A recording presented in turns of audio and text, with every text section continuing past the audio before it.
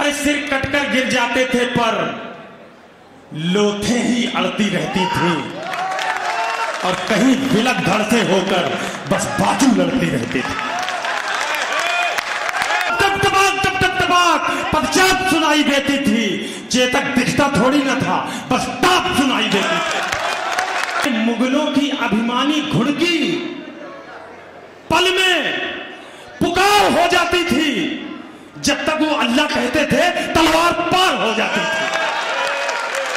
मेवाड़ विजय के रास्ते में खुद का तन रोड़ा बना दिया, चेतक योद्धा बन गया और मुगलों को घोड़ा बना दिया। उनके समक्ष नहीं, हमारे अतिथियों का आना और अभिनंदन। जी जी, प्रणाम प्रणाम प्रणाम। आइए, बहुत बहुत आभार। आप ही जैसे मनीषियों के लिए हम लोग कविता लिखते हैं। सुनिएगा। पानी है बनास का, इस पानी से तुम तनमन धो लो, इस बहादुरी की धरती में तुम पौरुष की फसलें बोलो। तुम वीर पुत्र हो वीरों के, वीरों जैसे निर्भय डोलो, बस एक धर्म है देशभक्ति, तुम इसके अनुयायी हो लो। है प्यार अगर इस धरती से तो फिर दोनों बाजू खोलो। एक बार निवेदन करता हूं, दोनों हाथ गगन की ओर उठा लीजिएगा। है प्यार अगर इस धरती से तो फिर दोनों बाजू खोलो। राणा चेतक के साथ साथ भारत माता की। कौन थे राणा प्रताप? अगर हम इनको रिपीट नहीं करेंगे तो पीढ़ियां भूल जाएंगे। मैं कोशिश करता हूं, आपका समर्थन चाहता हूं। स्वागत है। जो सूरज के आगे चलता, जो सूरज के आगे चलता वो उस रथ का हकवैया था। जो नाव डूबती जाती थी वो उसका प्रबल खिवैया था। उस नर नाहर ने मातृभूमि का पूरा कर्ज उतारा था। राणा प्रताप मेवाड़ गगन पर चमका एक सितारा था। यह उदय सिंह राणा का सुत बचपन से ही अभिमानी था। आकाशी विद्युत सा चंचल, यह चक्रवात तूफानी था। जो जन्म लिया अंजनी कोक से वीर व्रती हनुमंता ने, वैसे ही सिंह जना था ये श्री बाई जी जयवंता ने। नेत्रों में प्रबल प्रभंजन था, माथे पर सूर्य चमकता था, अंतस की आभा से मानो पूरा ही पिंड दमकता था। जो बाल भास्कर भोर प्रहर से प्रतिक्षण बढ़ता जाता है, वैसे ही ये मेवाड़ राज्य का सूरज चढ़ता जाता है। वाह वाह वाह। जैसे जैसे अगर कविता से तादाद में स्थापित कर लिया दोस्तों, तो गारंटी करता हूं कविता की अंतिम पंक्ति पर खड़े होकर तालियां बजाओगे। और अगर कविता ऊपर से निकाल दी तो कोई मजा नहीं आएगा, ये भी गारंटी मैं लेता हूं। मैं एक बार फिर कोशिश करता हूं। जो सूरज के आगे चलता वो उस रथ का हकवैया था। जो नाव डूबती जाती थी वो उसका प्रबल खिवैया था। उस नर नाहर ने मातृभूमि का पूरा कर्ज उतारा था। राणा प्रताप मेवाड़ गगन पर चमका एक सितारा था। यह उदय सिंह राणा का सुत बचपन से ही अभिमानी था। आकाशी विद्युत सा चंचल, यह चक्रवात तूफानी था। जो जन्म लिया अंजनी कोक से वीर व्रती हनुमंता ने, वैसे ही सिंह जना था ये श्री बाई जी जयवंता। बहुत अभिनंदन। नेत्रों में प्रबल प्रभंजन था, माथे पर सूर्य चमकता था, अंतस की आभा से मानो पूरा ही पिंड दमकता था। जो बाल भास्कर भोर प्रहर से प्रतिक्षण चढ़ता जाता है, वैसे वैसे मेवाड़ भूमि का सूरज चढ़ता जाता है। घर में थी फूटन और मुगल के रोज आक्रमण होते थे चंद विभीषण जो खुद ही गद्दारी का विष ढोते थे। ये एक समय की साजिश थी, इस साजिश के साक्षी हो लो राणा चेतक के साथ साथ भारत माता की।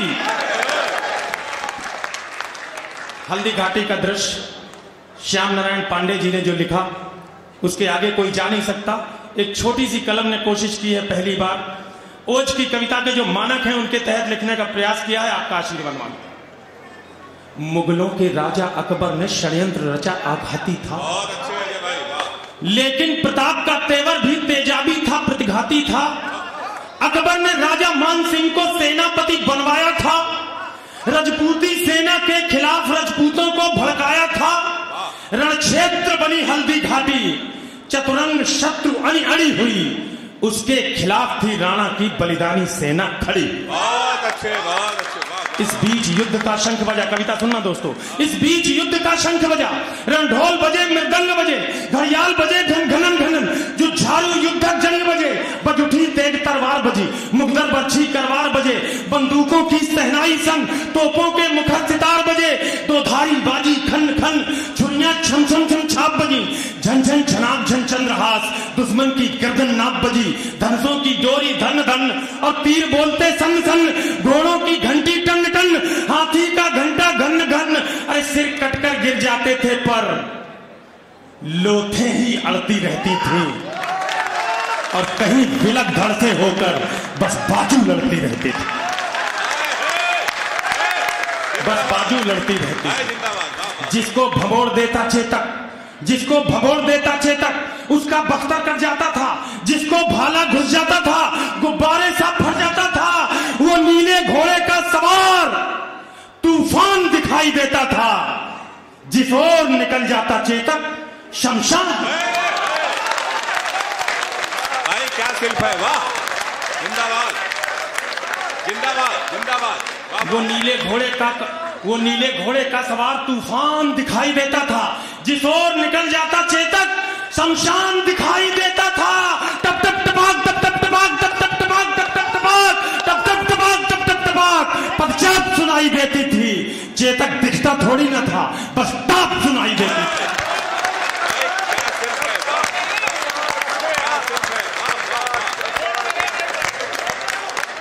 आपने तमाम वीर रस के कवियों को सुना होगा, जब तक वो पाकिस्तान को गालियां नहीं दी उनकी कविता नहीं पूरी होती।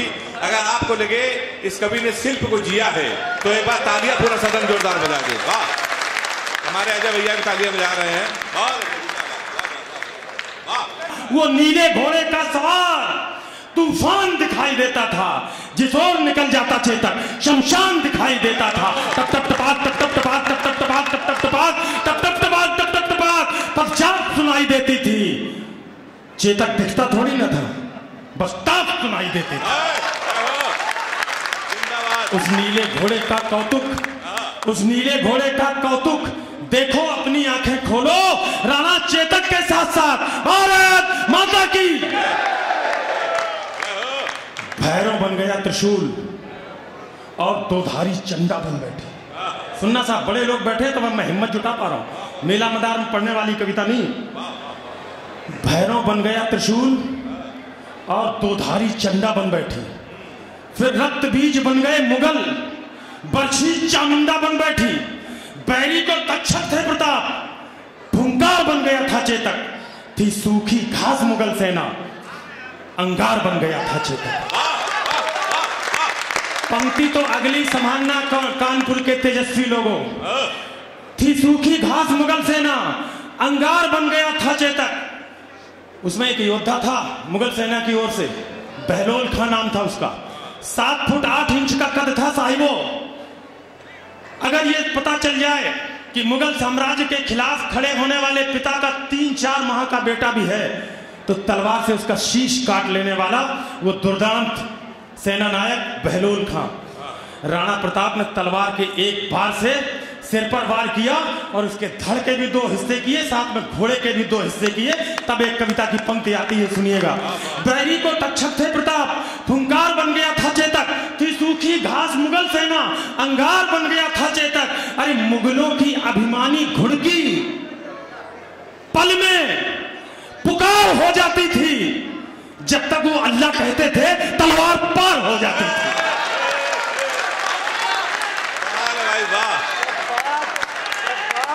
जिंदाबाद, जय हो।